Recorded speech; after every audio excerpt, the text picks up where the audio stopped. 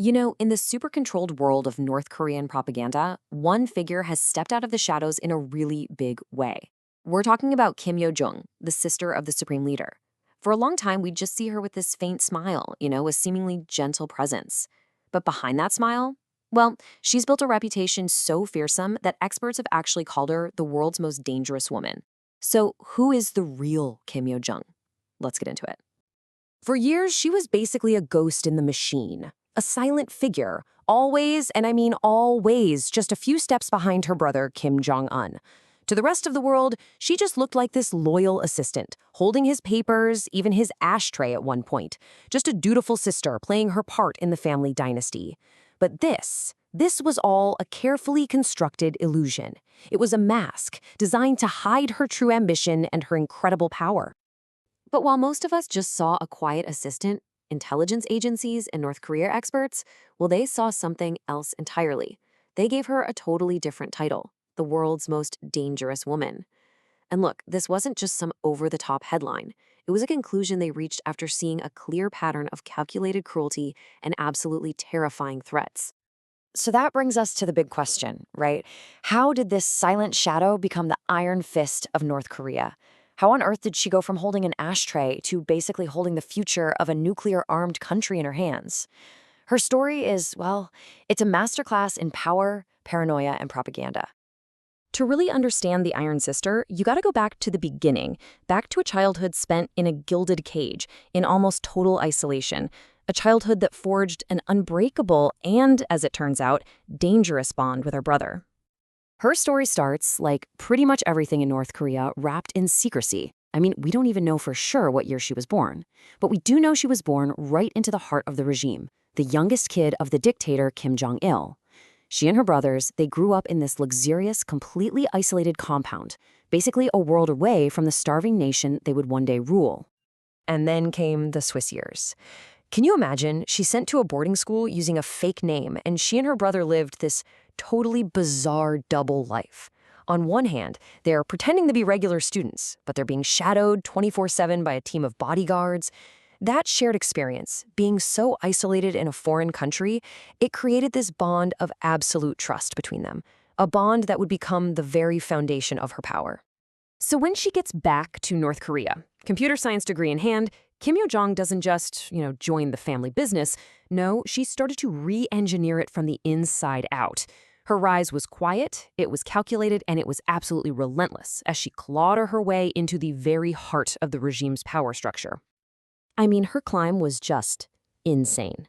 First, we get a quick glimpse of her at her dad's funeral. Then, bam, she's only 23, and she's basically running her brother's entire life as his tour manager.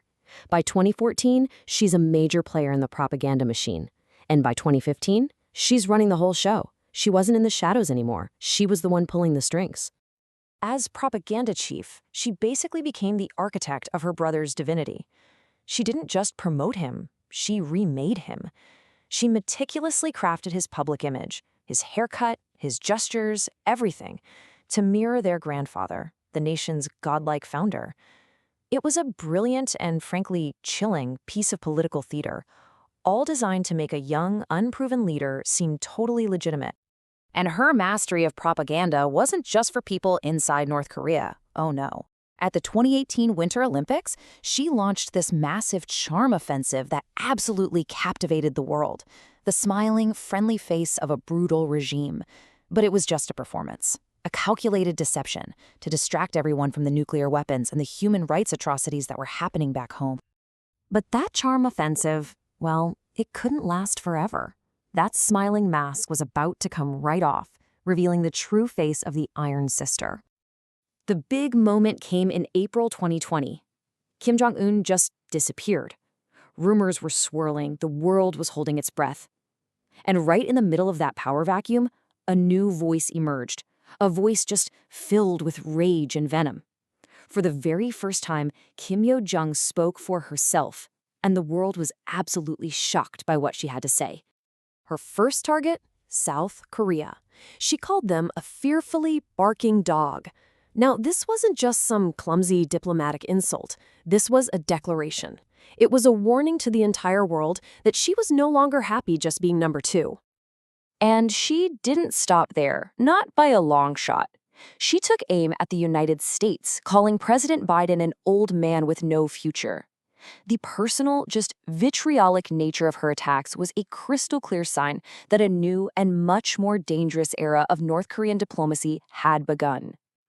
And listen, these weren't just empty threats. She backed them up with action. She literally ordered the demolition of a joint liaison office, a huge symbol of peace with the South. She's widely believed to have orchestrated the execution of her own uncle. This is a woman who demands absolute loyalty. And those who fail to show it, well, they often pay with their lives.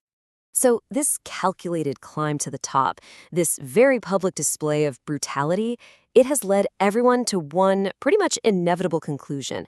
She isn't just a powerful figure anymore. She's the heir apparent to a nuclear-armed state. So where does all of this leave her today? Well, for all intents and purposes, she's the second most powerful person in North Korea. Sure, her official title is still in propaganda, but she sits on the State Affairs Commission. That's the country's highest ruling body. She doesn't just have her brother's ear. She has her hand on the actual levers of power. And if you need any more proof of her power, just think about this. She has personally issued over 40 official statements on behalf of the regime.